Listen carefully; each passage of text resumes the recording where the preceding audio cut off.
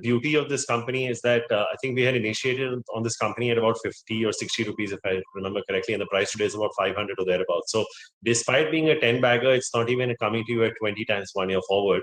For a company with a 24% kind of return on equity and return on capital employed profile. As you rightly pointed out, it is a market leader. A bulk of the capex is actually, that was put up over the last 7 to 10 years.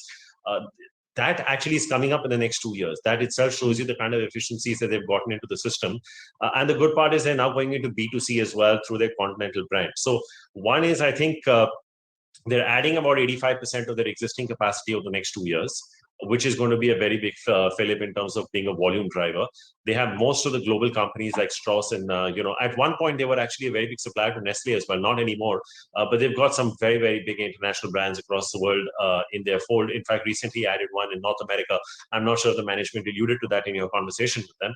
But I think the fact that this is a company that has a potential to take its B2C brand to about 500 crores over the next half a decade, the fact that they've been able to show capital efficiency and their capex in such an efficient way, and even despite the fact that half of it is brownfield and half of it will probably be greenfield, it's just it fits right. It's a consumer company, like you said. There are not too many that are doing spray dried, freeze dried, all of it in totality and making a success of it. There have been issues, there was obviously the Russia shipment issue when the war started. There was a bit of a crisis in Vietnam with respect to shipments last year.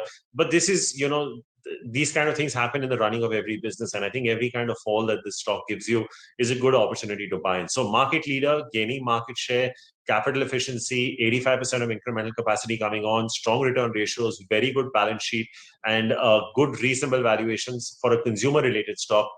I think it's a good brew, I think, to have in your portfolio, I would say.